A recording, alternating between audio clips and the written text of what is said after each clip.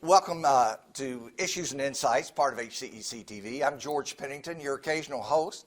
And today we have somebody I've chatted with a few times the last few years, and I feel like he's darn near my first cousin. He's not really. I'm a Pennington, and he's a Crane. And I don't know if Penningtons and Cranes mix, but today I guess we are. Yeah. So, Tommy Crane, if you would, introduce yourself. Tell me where you're from, where you grew up, and what do you do? Tommy Crane with City Radcliffe Fire Department. I'm a deputy fire marshal there. And I've been there a little over 17 years. Wow. And our, our goal is we try to make sure that we get lots of information out, to the public for fire prevention. We do a lot of, we're very proactive in our fire prevention program. Everybody on our department is works towards fire prevention. How many in your department? I want to say probably about around 30-ish. Wow. Okay. 30. Okay. Yeah. So there's those on the shift, which are 7 to 8, depending on the shifts, and then we also have administrative that take care of different things throughout the week. So there are things that and then we are still a fire department where we still, even though we have our paid personnel, we still do have a few volunteers left. Do? Okay, good. Not as many as in years past. But that's our job is to obviously to respond to fires. But like I said, we try to be proactive in prevention. Everything from helping people with smoke alarms, getting information out, especially if there's a concern. Different types of different times of the year. There's different things that heightened concern. Depending on the year, whether it be Christmas time with decorations, or yes. Thanksgiving with cooking, July 4th with fireworks. So we try to make a concerted effort to get the information out. And I think we've chatted in the fall a couple of times. We have. And when you were talking about schools and all the work you do there, is that yes. right? So we have a really good working relationship with the schools. Talking to the younger people. The nice thing is they go home and they've got that fresh information, and they bug their parents to check smoke alarms and do this and make sure they've got a fire escape plan in place. And so we really it really works to help. They kind of talk to the grown-ups and help them to, and it's because sometimes as adults we get complacent. We're creatures of habit, or if something sits a certain way for long enough, we don't mess with it. We just kind of leave it as is. And so that's something that we try to work with. So you still go to the elementary schools? Y'all still do that? Yes. Every year? Every year we go to each of the elementary schools in our area, and we strive to we spend typically almost a whole school day there. Okay. We'll talk to them, let them see the fire trucks, let them see the firefighters in their gear, which is especially important for the smaller children, so that they're not scared of us, and because we look and sound different. And then we also have a couple of different options for talking to them about fire safety in their homes. We have an inflatable house. We have a tabletop model. So what's that inflatable house? It looks, a lot of people say it looks like a bounce house, but it's the nice thing is versus having like a trailer, that some of the fire safety trailers, is we can actually set it up in the gym. We can set it up outside, but it allows us to go through with the kids and talk to them about smoke alarms, practicing their fire escape drills, and so they get to go through it. Yep. Yeah, they get to go up. So that's an important thing there. Yeah. Sure, they enjoy that. Yes, I think they do. Yep. So why am I talking to you in the middle of the winter, huh? What's a good question? That? Well, winter. There's special considerations in the winter that we have to talk about. Number one that comes to mind is heating. And the big concern there, and we've been fortunate. We have in this area we haven't had a lot of heating related fires, but alternative heating is something that happens a lot of times, especially if the weather gets cooler. And with our weather, we have a week where it's freezing temperatures, and then we have another week where it's in the 40s and 50s. So what we want to make sure of is that when people are looking at those, either maybe not an alternative, but maybe just to help keep warmer, like say a heated blanket. A heated blanket is, Do a lot of people still use a those? lot of people still use Do them, they? yeah. Okay. Yeah, and the thing about them is, they're plugged in, so they're an electrical device. Right. We remind people is your heated blanket needs to go on top. You don't want to put everything, you don't want to put it on the bottom and then Okay. put pile blankets on top of it. Okay. Because you want it to be able to breathe and let that heat release, because Okay. basically it has electric wires running through it. The other consideration is So they where's- can't overheat? They can overheat, yes. Okay. That's the potential of any heating device is when the wires and everything, electricity builds up a little bit of resistance and Okay. builds up heat in that resistance. So you want that to be able to cool off. Okay. When it's not able to do that, then you risk. Plus, a lot of your materials for your bedding, they're not pure cotton. A lot of them, Right. are polyester, fleece blankets, those things like that. So there is that the danger of getting those materials too hot where they could actually start a Sure. fire. I got you. Consideration there is where, where's your electric cord running for your electric blanket? Where, make sure it's not it can't get pinched or stepped on or damaged. Okay. You don't want to put it where it's going to be a tripping hazard. So those are things. You don't to want the consider. dog chewing up. Right, the dog. Yeah, you don't want the dog chewing on it. That is, and that's I'm very sure real. that could happen. It does, yes. Other things to think about are space heaters. And space heaters are actually very safe when they're used properly.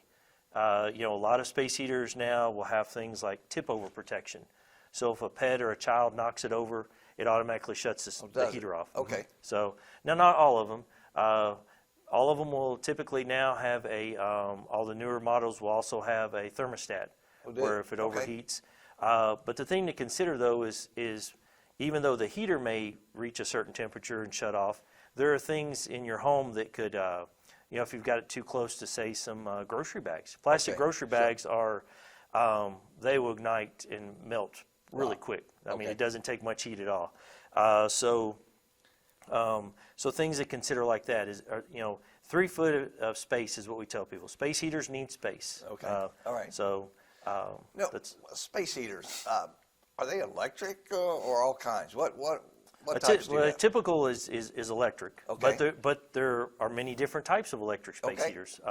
Like So what? there's things to consider. Some are radiator type. Okay. They're a little safer because they're usually there's not the coils inside. no- Right. okay, no coils. So there's that, but they won't. They don't heat the same as like the direct heat off of the fan and the coils. Okay. So those are things to consider. But the other thing too is regardless of what type it is, they all pull a lot of energy. Okay. And so you're supposed to plug those right into the Oh, wall. okay. And not plug them into an extension cord or a power strip, something where they could overheat that Gotcha. device. So those are things to consider. Definitely don't cover the cords up with rugs or anything like that. Okay. So that, because there again, you want that cord to be able to cool off naturally. Mm-hmm. So those are things to consider there. Other things that people will do, alternative, some people will use their cook stove to try to help warm the house.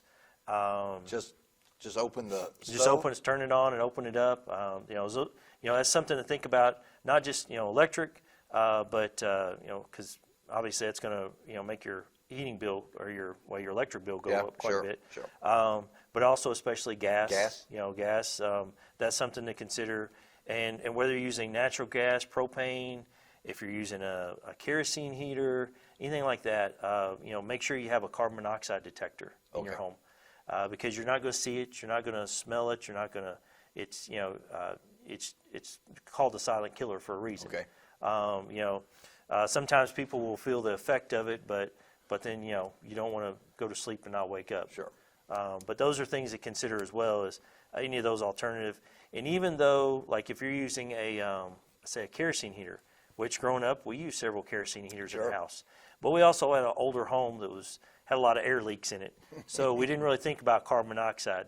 Now, when my mom had new windows put in, and she has a propane furnace Gotcha. and still uses a propane cook stove, Yeah. we made sure that she had a carbon monoxide detector. Gotcha. But the house is sealed up better now. Gotcha, So it's yeah. it doesn't exchange that air. So even if you're using, say, a kerosene heater, as counterintuitive as it sounds, crack a window Okay. because you want to make sure that Sure. the good air exchange. So they're still used a fair amount, kerosene heaters? Yes, yeah, a lot of people still use them. Okay, gotcha. Especially out in the rural areas. Yeah, sure. If you got a little easy. cabin somewhere, Right, you don't right. have any, yeah, okay. So anything like that.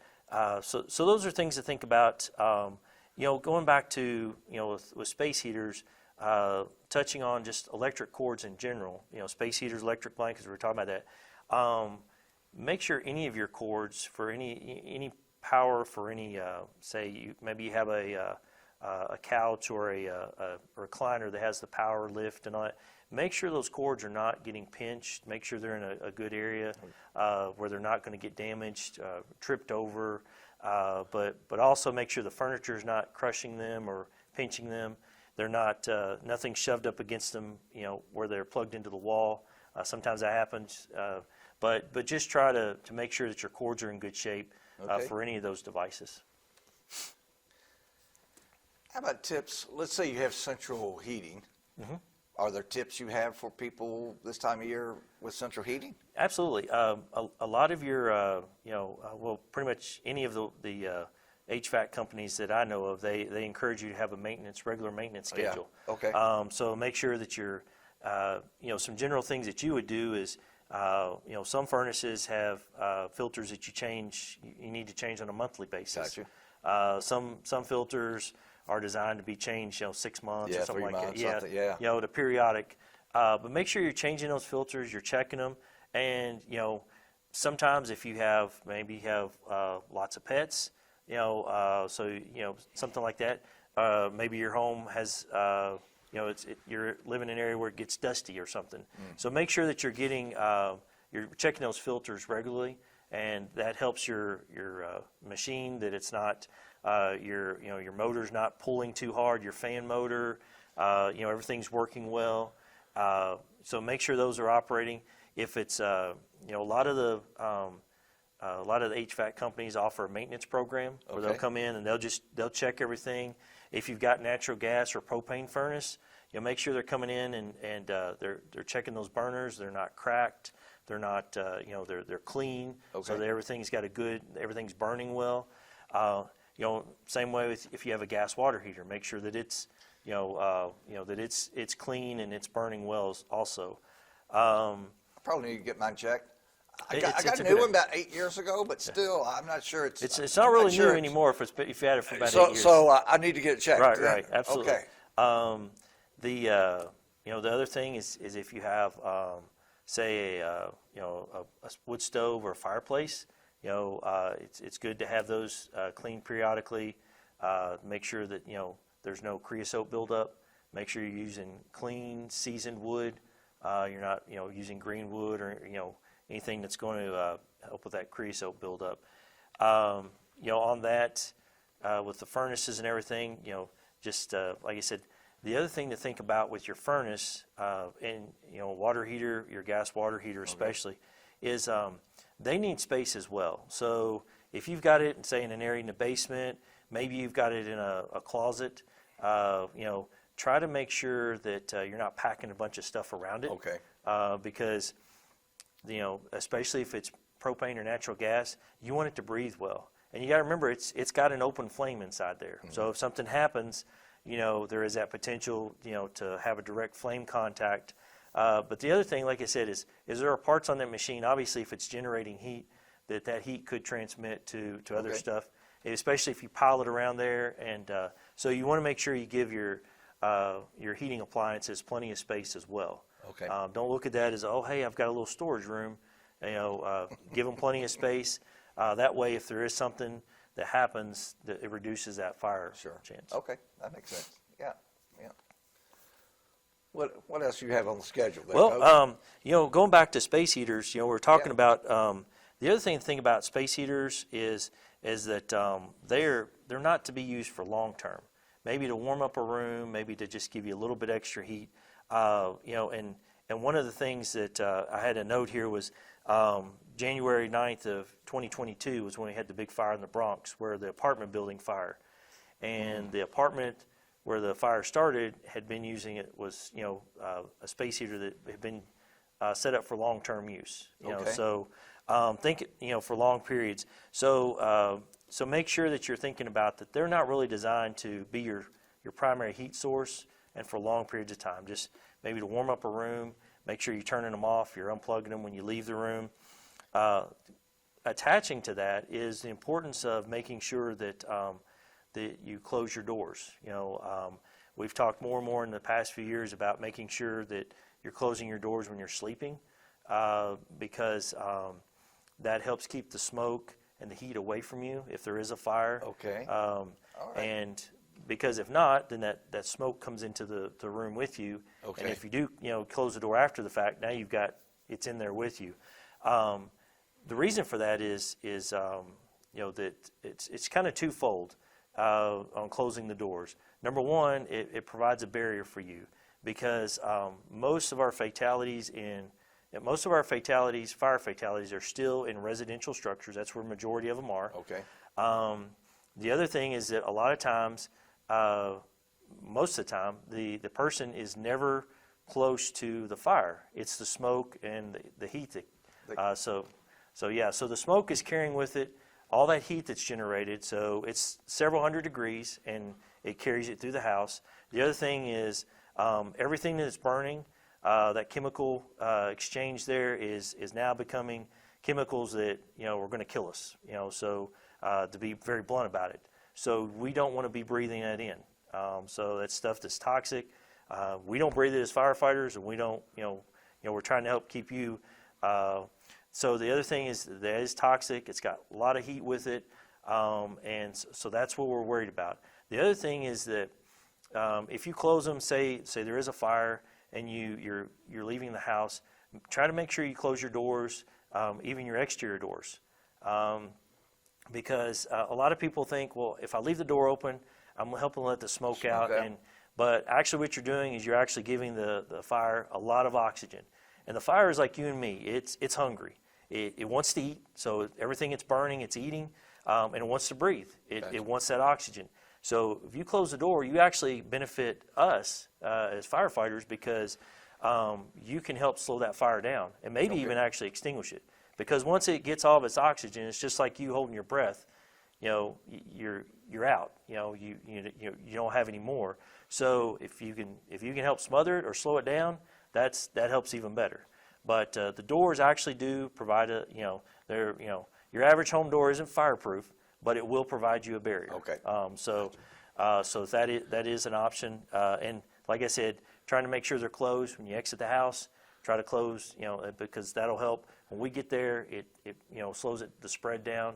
It's not feeding it fresh oxygen, and that gives us a chance to be able to fight it better as well. Wonder if a homeowner calls you up and says, I think we're okay safety-wise, but can you come out and do an audit or something like that? Can you come out and check? Do y'all do that kind of thing, or is that? Yes, yeah. You can? Right, yeah. We a lot of times will, and of course people call us and ask us for help with smoke alarms. Okay. That is, we still work with the Red Cross. They've got a program that they're still doing since, I want to say it's like 2015. And we've been putting smoke alarms into people's homes, and there's no charge. No charge? No charge. And we put them in because we want to make sure that we know where they're going. And, and that they're in, yep. And safely? And we, sometimes people will call us and ask us, just kind of give them some ideas, on fire safety and everything. And we do, it's kind of called a home fire safety survey. Home fire safety survey, okay. But yeah, we're happy to do that. It's proactive, and that way, we're pointing out things that may help. It may be something small. Like we talked about cords. A damaged cord might not. It may take 10 years to become a problem. Right. But if you look at it and see it, because you don't know when it's going to become a problem. So that's something to think about. But yeah, we'll actually, and of course we do, E-Town, Vine Grove, and Radcliffe. We have we have our inspection programs. So we go to businesses, schools, churches, places like that. Okay. So Do places. you do it like annually, every 2 years, or what? How's that work? So it's typically annually. Okay. That's our goal anyway, is to try to get to each of the businesses and or the churches or the schools, and just make sure that everything is safe. But when it comes to an individual home or even an individual apartment, it's some of that responsibility is on you because we can't just go in your home and say, hey, you need to do this, and this. Yeah. That's your castle, So, and even in an apartment, we work with the building owners or apartment owners. That's what I wondered about, because there's a lot of apartments, and I thought we wouldn't be able to go in every single one. But the big thing, like we talked about, is education. If you understand, then that way it helps us and it benefits you as well. If I can explain it to you, other than just say, hey, George, you need to fix this, and just say, I'm coming back in 2 weeks, and you got to have it fixed. We always like to let people know, why is it, why are you making me fix this? And or why do you recommend that I get this fixed? So are most apartment owners, let's say someone has a 12-plex or something, are they pretty good about getting annual checks by an HVAC most person? Most of them are. Or do you have to stay on top of them a little bit? It kind of depends. That's my inspection answer. Okay. That's what we're taught when it depends. Okay, gotcha. But, we do have some owners and managers that are very proactive, and we do have some that we have to push them and goad them a little bit. And the big thing is to help people understand that it's a team effort. It's the resident. They have a responsibility to make sure that they're doing things on their part. The owner or the manager, they have a responsibility. Some of that is by law, and some of it's just a human, kindness, I guess you might say. Is it just, hey, you have a responsibility, but some of it is required by law. And I would think their liability insurance or their insurance sometimes might require them. Sometimes the insurance companies will help out in that, because it is a big task.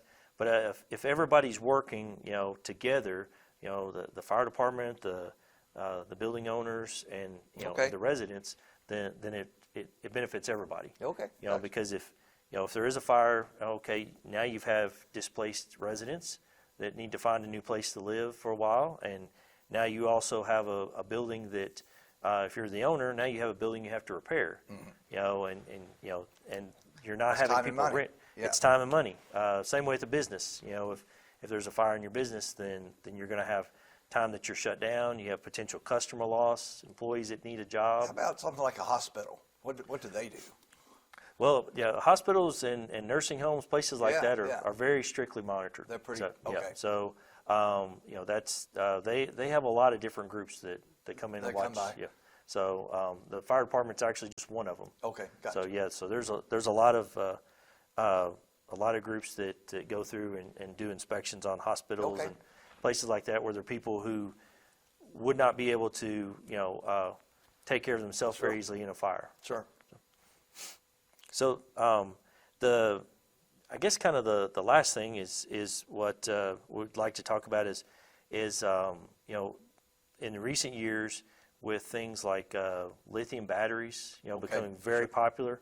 Rechargeable batteries have become. That's hot. That's hot. So we have so many things now that are rechargeable. Everything from our vac. We've got robot vacs. We've got electric cars. That tablet in your hand. Yep. So there is so much now that is in the last 10 or 15 years, that with lithium being more affordable, and so many of those batteries, because they're good. I mean, they provide a lot of power compared to the older, like NiCad. They store their power better, and you can get more power out of a smaller package. So it has a lot of good, but there are a lot of things that we have to be careful with. And we noticed it a lot with vape pens. When vaping became a thing with replacing cigarette smoking for a lot of people. So they're run by battery then? They're run by battery. Okay. A lot of them are rechargeable. What we run into and I love Amazon, but places like Amazon, they're just basically a third-party seller. They're just making sure you get your product. Right.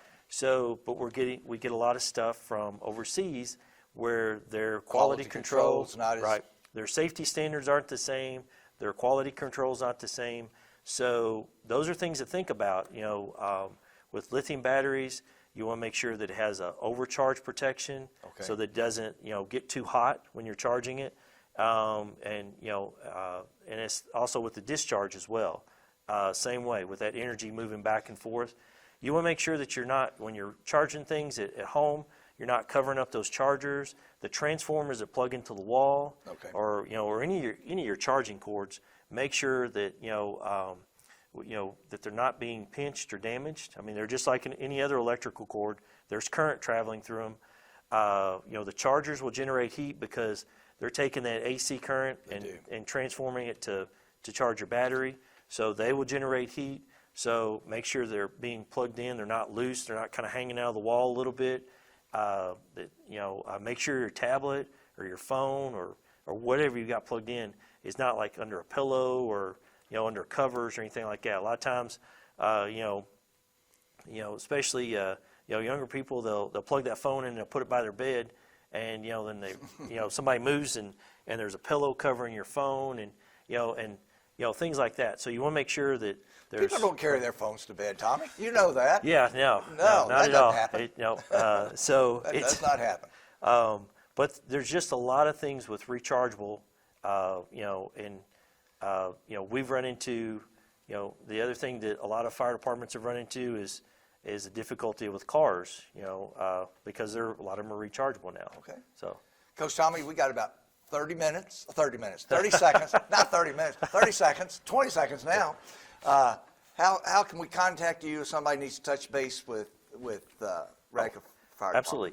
Just call the fire station, 270-351-1975. You want to talk directly to me, my extension is 313. We're happy to help. We love taking phone calls and talking to people. You can email me. It's william.crane, william.crane at radcliffeky.gov. Okay. And we're happy to help. We'll answer questions, walk you through things. We want to make sure that everybody's safe. All right. Cousin Tommy, appreciate it. For HCEC-TV, Issues and Insights, I'm George Pennington. Y'all have a safe one. All right. Get your gas heater checked, too, okay? All right. Thank you.